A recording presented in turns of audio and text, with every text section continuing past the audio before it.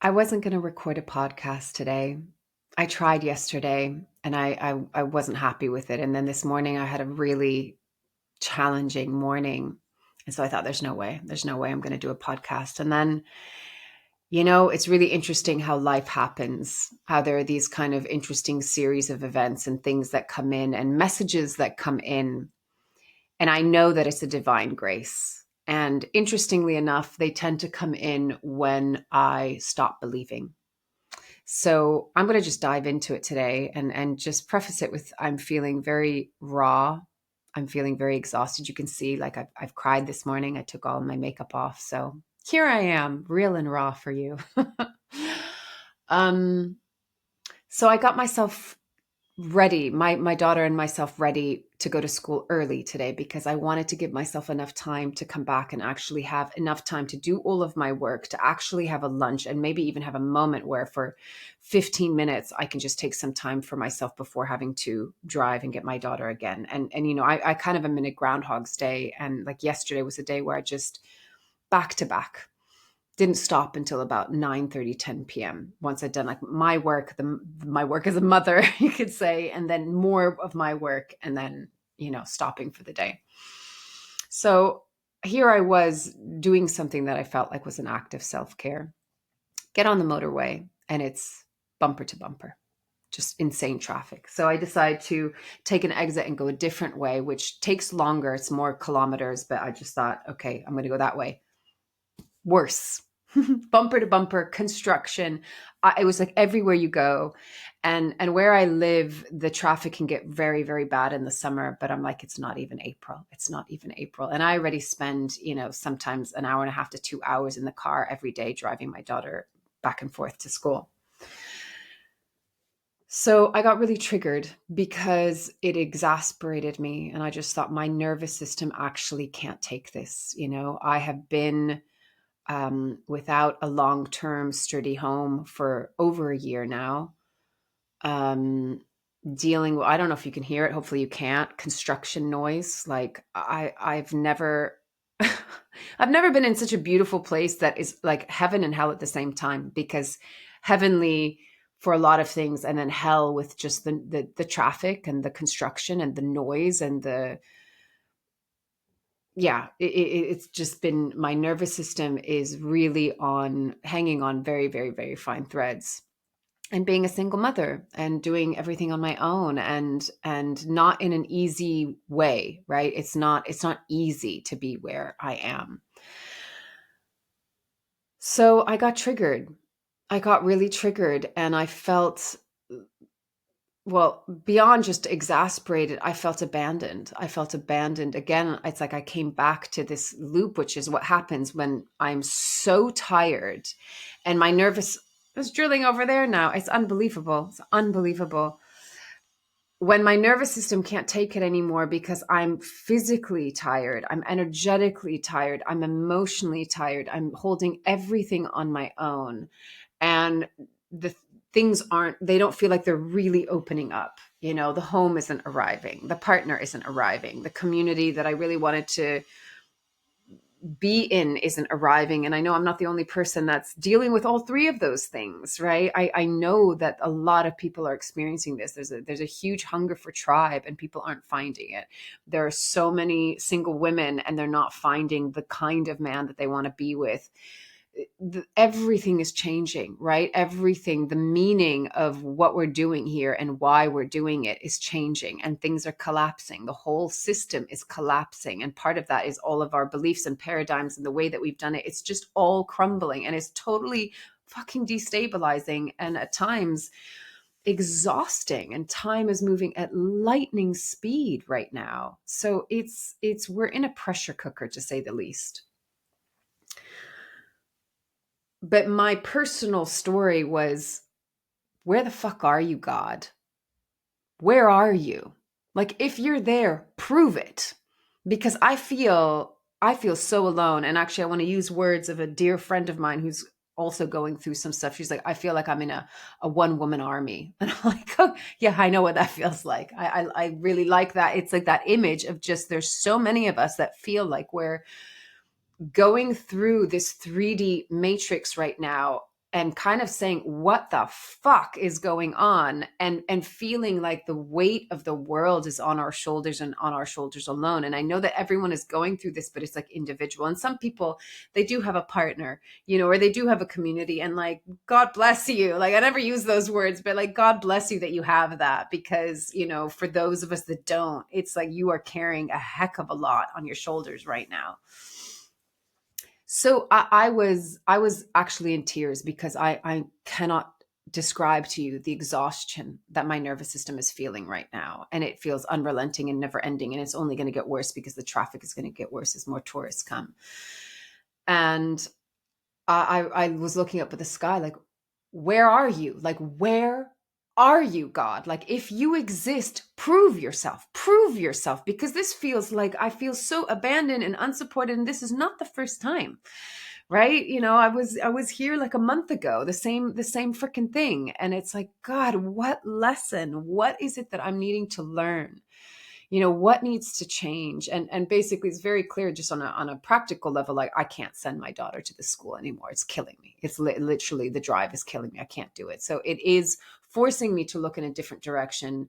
And if that direction doesn't work, then I actually need to leave the geographic area that I'm in altogether and start anew, which is so overwhelming and exhausting and tiring. And the idea of doing it alone still is painful, to say the least. Anyway, the whole thing took me about an hour and a half to get my daughter to school and to come back. And I just was like, what, So I make myself a cup of tea. I didn't have a client this morning. So I make myself a cup of tea, and I get on my phone and I look at like my, who I'm subscribed to on YouTube, to see if there's any interesting videos. And I'm not kind of really interested in any of them at all, to be honest. But I go on to Pam Gregory and I'm like, okay, I'll just watch her recent video, even though I'm like, I can't be fucked by astrology right now, because I'm like, it all sucks. It's all intense. It's not going to change. Like, it just feels like I was in that mental space. And then I don't know, for some reason I'm listening to it, and it's literally the first minute or two, and I scroll down a little bit, and then there's this really random video that says the old system is collapsing, and something, a near-death experience. And something just in me told me, like, watch that. So I started watching that, and it was so fascinating to hear this man's story. And I'm going to tell you what was even more fascinating is because when he was recounting his story, his life like looked really good on the surface, but he said he was a total, disaster, train wreck behind the scenes. He was like addicted to coke, and was partying a lot, and just had all these kids and was not doing well at all. And he said one day he all of a sudden had this, like, he was completely compelled to turn on the television. And he's like, I don't watch TV. He has a TV because he had like teenage kids, but he actually had to ask his 16-year-old daughter, how do you turn this on? He's looking at the remote going like, I don't know how do you turn on the television. So he turns it on, and it opens up to this program, which is like this show about kind of intervention, where like, families come in and they have a professional there, and it's like a professional videotaped intervention, of people that, are drug addicts or whatever, something's up in their lives. And he's watching 10 minutes of this, and he feels like he's watching like 10 minutes of his own life. And he's like, fuck this. I'm not watching this. It's like terrible. Right. So he turns it off. He goes off and does something else, but then he comes back and he's compelled to turn on the TV again. He turns it on again, and the same program starts over again. And he's like, that doesn't just happen. He has no recording device. Like, a show like that doesn't just go back to the beginning like that, So he's like, okay, clearly I'm meant to watch this. And he watches the whole thing, and it's like he's like watching a disaster, and he's basically watching his life. It was the same thing, like a guy that's very successful but is a total drug addict, and neglecting his family, and they're trying to get him help, and he's totally in denial. So he watches this, and instead of going out partying, which is what his plan was, he ended up going to bed. Long story short, he has this whole experience of, he had been asleep for something like 18 hours, woke up in bed with like the sheets completely wet, drenched because of whatever he was going through, sweating. He was like, he was seeing almost like a review of his life, almost like a near-death experience where you review your life. And it basically showed him so much suffering, all the suffering that he had experienced as a child, the way that he hurt and abused people, as a terrible partner, as a drug addict, as all of these things. And so for him, basically, it was an invitation of like, enough of this. You're done. This is done. And from that point, he completely changed his life. He went and got help, professional help, therapy, built his spiritual practice, went into coaching because he wanted to be of service to people, wrote books. But then fast forward 11 years later, he finds himself incredibly ill in the ICU, in like that biologically contained room. And he has a proper near-death experience. And he's in a coma for 17 days. And he's talking about having this conversation with God, and one of the things that came through was, we are all made with absolute intention and love. We all have a purpose. We all have an incredible amount of support, unseen support, and that we all have a mission. And we came here to fulfill that mission. We were excited about that mission. And that we have these incredible capacities. And he kind of asked, God, like, well, why then do we come and settle for this mediocrity? Like, why are we here just like with breadcrumbs, right? Crumbs, instead of being in the vastness of our being and really living out our mission and our purpose. And he said, I don't know if brevity is something that's revered on the other side, but he said he responded with 4 words: because you don't believe. And that for me was like one of those aha moments, another aha moment. It's the second one that I've had maybe in this last month. Because what I recognize myself, well, if you rewind to the beginning of what I was saying, me looking at the sky through the windshield, being like, where the fuck are you, God? If you exist, prove it. And then here I am, kind of similar to him, like going on to watch something I don't really want to watch, but finding this guy's video, listening for half an hour to his story, and him saying these words around because you don't believe. And I'm like, oh God, here I am.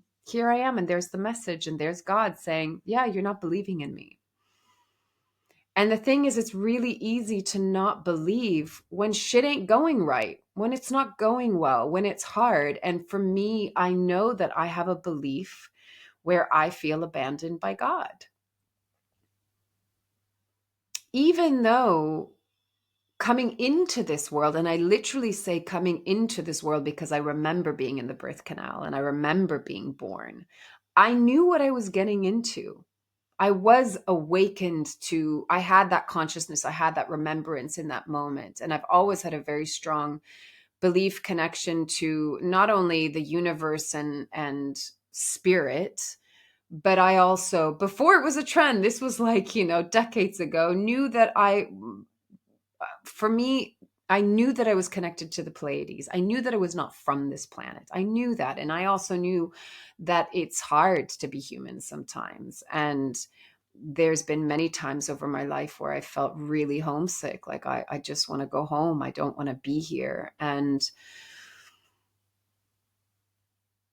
yet with all of that, I still have moments where I totally doubt and I don't believe in God, or I feel angry at God and I feel abandoned by God. And I feel like, what the fuck is the point? What is the point of my being here?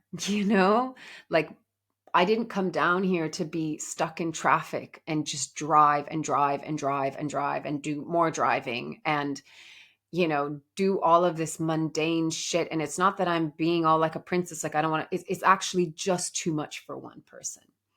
And I didn't come to a planet to live a life where I really genuinely have always wanted to be of service. I remember as a 4-year-old going, I want to have a positive effect on humanity. At 4, that's what I'm thinking. I want to have a positive effect on humanity. And I thought that was going to happen as a dancer. And then when I couldn't dance anymore, then I thought it would happen as a choreographer or, through my art, through, acting, through something that I knew I could give when I was on the stage to like connect people into their soul. I used to think it was connect them into their humanity, but actually through your humanity, you connect to your soul. And that's what felt purposeful for me. And it was really painful when, that I always ran into a wall with something, an injury, an illness. And of course, now I look back and can see it was all a teacher. It was all grist for the mill. It all gave me the wisdom, that I feel like I can embody now. But, in my 40s, sometimes I'm like, what, what's happening? What is going on? And especially, over a year of not having a home, and when you think that your life is going to be in a certain place and you're not there yet. And that causes us a lot of suffering, because when the timing isn't in alignment, or when the timing is taking longer than we expect or hoped it would, that's when we start to lose faith. And so every time I'm having these moments recently where I lose faith, something comes in that is so random. It's not actually random, but it appears random as far as like my everyday life trajectory, right? That I know those are the moments where God is like, I'm here. And I'm just using the word God because you can call it whatever. I interchange the word all the time. God, spirit, universe, creator of all that is. But today I'm going to use God. Because sometimes I wonder, have I been caught in the kind of mind fuckery of the inverted matrix, which is like, there's only the God that we're going to let you have access to, but everything is the inversion of the matrix. So it's like, it's the false matrix, right? And everything that actually is pure and beautiful, they have a way of turning it upside down and inside out. And it's the disconnect. And I remember Kelly, oh God, there was an amazing YouTube video that I'd shared on a podcast ages ago of this woman talking about how one of the most detrimental thing that has happened to us as a society and cultures that we've been um, made to believe that there is nothing godly or spiritual, or miraculous, and that has damaged us, that has hurt us so badly. And actually, one of the things that I've really enjoyed about listening to the Telepathy Tapes podcast is that it feels like home to me, because it is speaking of what we can access, who we truly are. And it is tapping into a God-like energy, frequency, existence.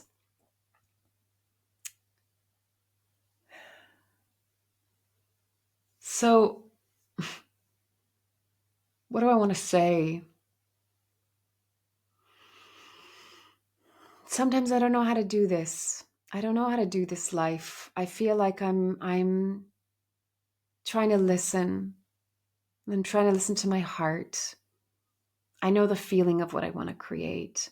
I'm clearly really being challenged and tested right now with the noise, with the lack of home, with the driving, with doing everything on my own. And here's the thing, when we get triggered, when we get to that point of such exasperation and exhaustion and feeling like we've just been dropped, and not only dropped, but run over forward and then in reverse, it's going to bring up all of the other stuff that you have underneath that's still brewing somehow. And so my trigger is still, God, it feels vulnerable to share it. Okay, let me preface this with something. When we don't process something, or it's not that we don't process it, but when something cannot be processed, or what I'm finding specifically for me is when something hasn't been dealt with the truth, the authenticity, and the integrity of that thing. And it's therefore not really resolved, maybe because it's beyond your capacity to resolve it, because most situations involve more than one person. I've recognized that for me, it's hard for that to not come out of my system. It takes so much inner alchemization of that, because when something involves someone else, I'm the type of person that I don't like to sweep things under the rug. I'm the type of person that's like, let's look at the elephant in the room. Let's face it. Let's talk about it. Let's do something with it. Right? I wouldn't be walking my talk if I didn't do that. what still gets me, even though it was 7 years ago, is I don't like the way that I got divorced. And the reason why I don't like it is because the intention was to consciously uncouple. We even both read the book, but he didn't do it consciously. Because he thought he did, but he went into absolute denial, went straight into another relationship, had no respect for me and our community that we had built.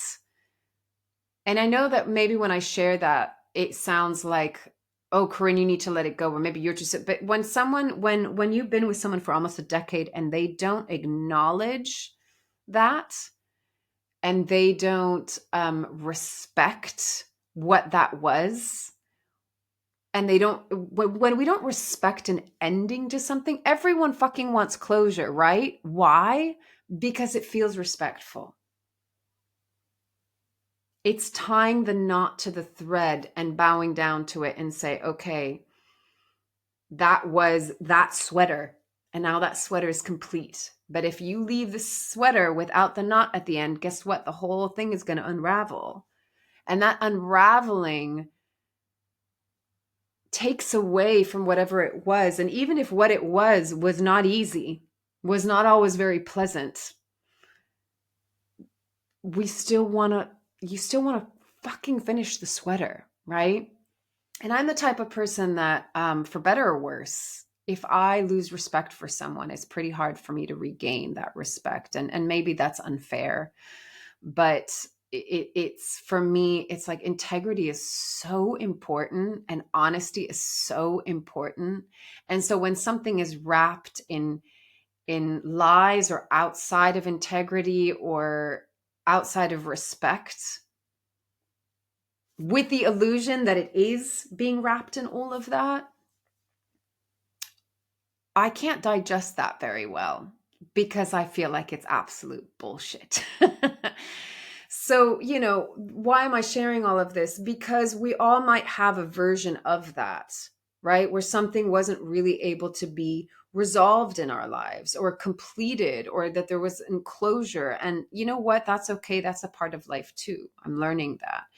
And it all makes us into who we are today. It's like the undercurrent of our life that's taking us somewhere. And there is something, what this man was sharing. And let me just say something about this video. So after that, he said his name at the end, and he said, there's only two of us in the world that has this name, me and my son. So he's like, you can Google me and you will find thousands of things because I'm the only one. Couldn't freaking remember his name. I remembered his first name, but I didn't get the second one right. I even remember the name of the episode wouldn't come up. So it's again one of those things where it's like God's like, nope, it's just the message for you. You don't need to look into it anymore. It's just the message for you. I wanted to put the link on here so people could watch it, but it was clearly just a message for me. But one of the things that he was talking about is, all sorts of shit is going to happen here. All sorts of shit. He's like, I don't even care about predictions because it's all just going to happen. What you do have choice on is within, or your free agency, your free will is, what are you going to choose to do with what's in front of you? So I'm sitting here this morning feeling like I'm over it. I'm over it. I'm over the traffic. I'm over this life. I need to make a change. I don't know where I'm going to go. I don't know what I'm going to do. I feel abandoned. I have no psychic hit as to what to do next, other than I'm not taking my daughter into school tomorrow, and I'm actually going to go somewhere else and research if there's a different school in a different area, because I just can't. I'm just done. I'm done with what I've been doing. It's too much. And here I am hearing that it's like, yeah, I know this, where we have absolute agency and free will and choices. How do I want to respond to what's happening right now? And he did say something that it's like, we grow through this experience, and we grow through resistance. And I was like, fuck. Because I know that has been the edge where I'm in the resistance and I'm in the fighting back, because I'm a warrior inside. I really am a warrior inside, but I'm also tired of being a warrior. And there's also a part of me that like equally can be very feminine and open and receptive. And I so want to be in that place because to me, it's just much more beautiful. And I think we've done the warrior bit for like thousands of years now. And I really want to let that one go. And yet it's like sometimes I have to meet that point of like that, hitting the wall and fighting against and kind of like F you to God, to then go into that place of just complete surrender. And then going, now what? Now what? And it makes me emotional because we try so hard, don't we? We try so hard to live life. And one of the things I'd shared in the episode that I didn't put out yesterday about the telepathy tapes was this was so beautiful. There was, a mother and her son that have been telepathically communicating. Her son is now 38. He's autistic and non-verbally, 38 years. And they create music. I mean, he comes into her, he's taught her how to lucid dream, and that's how they communicate. Anyway, it's amazing. It's episode 8 if you want to listen to it. But one of the things that the mother was saying is that, words are so limiting. Words are so limiting. Whereas telepathy, when you communicate on that level, there's no hiding. There's no sarcasm. There's no white lies. Like you can only be in truth. And that kind of communication also, it's like it gives you everything in its purest intention of what is wanting to be communicated. And words are so limiting. They're so limiting for our experience. She's saying if somebody writes down the word Christmas, it's just Christmas. You can associate it with things. But she says when somebody telepathically sends you that, you get everything all at once. You get the Christmas tree. You get the snow outside. You get the meal. You get the presents. You get the feeling of what that word means as a symbol for an experience. And why am I sharing this? I'm sharing this because, however many years ago, I was writing about the return of the divine feminine, which is really just the recalibration and the rebalancing of the divine feminine and masculine and coming into harmony with ourselves. It's creating that vertical axis where we are connected to gut, heart, mind, source, and then the horizontal axis, which is like when everything is aligned vertically and we're in our heart, then it's like this, the portal opens and we are open to the whole field, to the whole quantum. And she was talking about it as far as like bandwidths. The first bandwidth is communicating as we do today. The second bandwidth is communicating how her and her son communicate. The third bandwidth is what these autistic children do, where they're tapping into the field. They're speaking to each other through the field. They're downloading things through the field. That's why, they're called savants, but it's like they can know how to play all musical instruments, sing perfect, on perfect key pitch, speak 8-10 different languages. It's all because they are connecting into consciousness. They're connecting directly into the field. And I think with all of these old systems collapsing and what this remembering is, and this rising of consciousness is literally just expanding into the outer levels of these bandwidths that are bringing us back home to who we truly are. Now, why the hell am I saying this? It seems like such a massive tangent from what I'm talking about, is because we have to surrender how we're clinging on to everything that's in this 3D matrix that is causing us suffering. So for me, the choice is right now, I don't want to live where I have to be in traffic. I fucking hate it. To me, it is like grating on my nervous system. It's not what I feel life is about for me. Other people might be able to stomach it. That's fine. For me, it's like, nope, I need to go back and be in nature. I need a lot more quiet. I need a lot more peace. I need human connection. Simple, small, don't have to have loads of friends, but just a few. I want my daughter to be in a school where she's on the earth, dealing with the earth, literally. So I know what I want and I know the feeling, right? And so it's like, why do we continue to try and go into the slipstream of the mainstream when actually, when sometimes we have to hit that fucking wall? So we go, you know what? I give up. I give up. I stop. I let go. I drop everything. In telepathy, the mother was saying, when she can feel that her son wants to communicate with her, she has to stop and empty out her mind. You have to empty out your mind and come into just the sensation and energy of your body, and then you can receive the messages. That's what we need to move into. Empty all the fucking clutter of society. Because I know for me that when I can tune in and I have the conversation with God, universe, source, spirit, creator of all that is, and I'm asking for signs and I'm receiving signs and I'm seeing visuals, and when I'm in more of my psychic attunement, is when I'm still and quiet. And it's probably the reason why I cannot handle traffic right now, because it feels like abrasive and abusive, and like what is the word for it? Starts with an I. It's when something has come into you and you don't want it.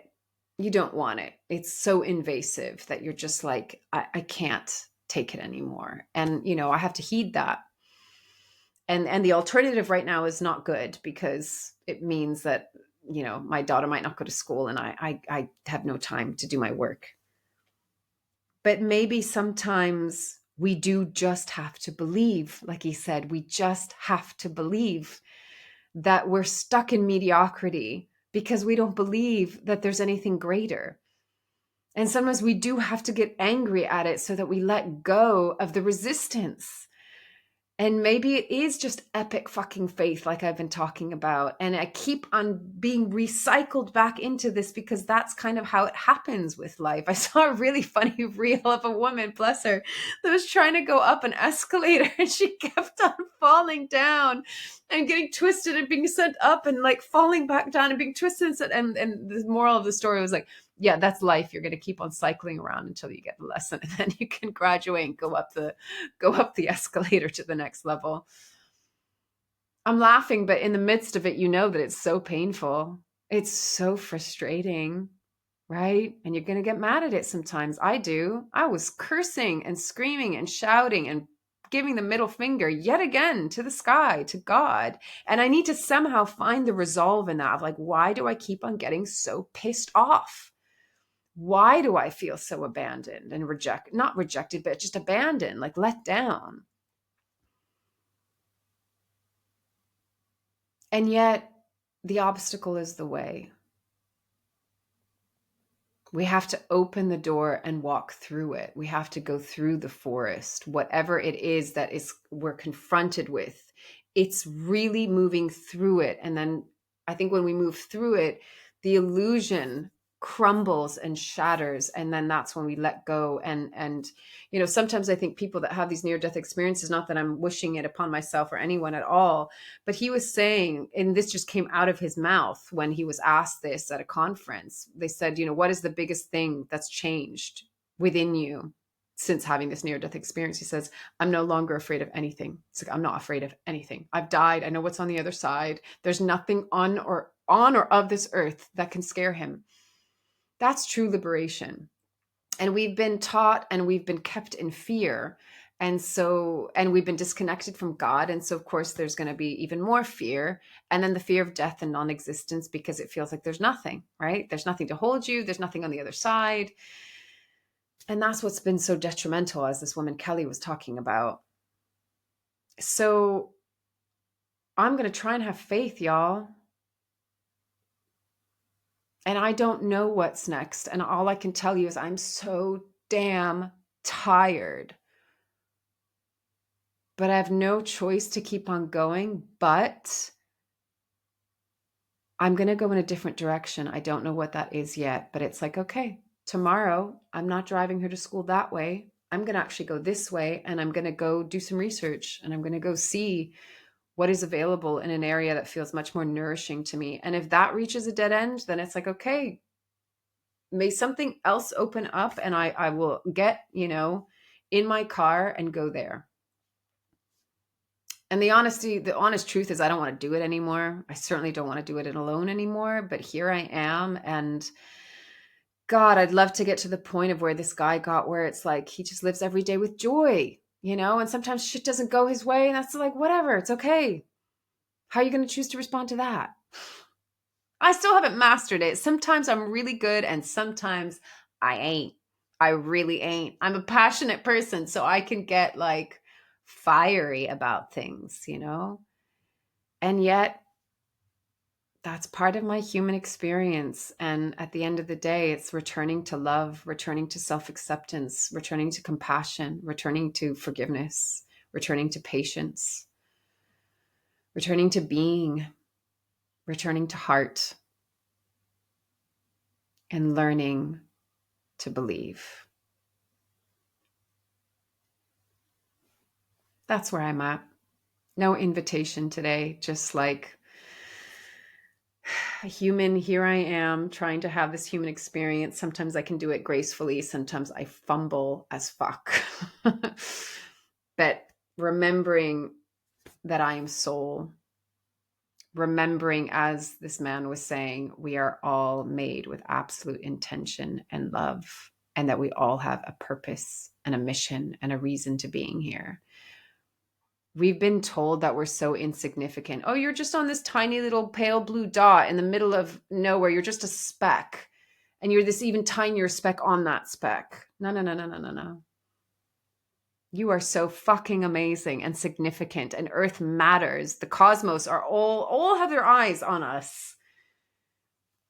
Because this is an amazing experience and opportunity, and we are incredible beings, but we've been told that we're not. We've simply forgotten. And so this is a time of remembrance. And part of that remembrance is we've got to remember what we believe in. And only you can feel that. It doesn't even need to be in any kind of scripture. Only you can feel that. And ask for proof. I asked for proof and it came through a YouTube video, apparently. That I am learning there's always a conversation there. Always. We are constantly in conversation. But sometimes we need to clear the air by getting angry at it, and then we let go, and then grace comes in. There's the space for grace to come in. That's what I learned today, and I'm continuing to learn. I'm humbled by life. Taking deep breaths and trying to walk it as authentically and honestly and humbly as possible. That's all. Take it or leave it as feels right for you, and loving you from afar. Bye. Thanks for listening.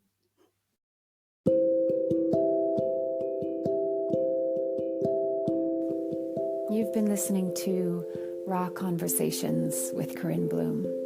Thanks so much for showing up, listening in, and being a part of the conversation with me.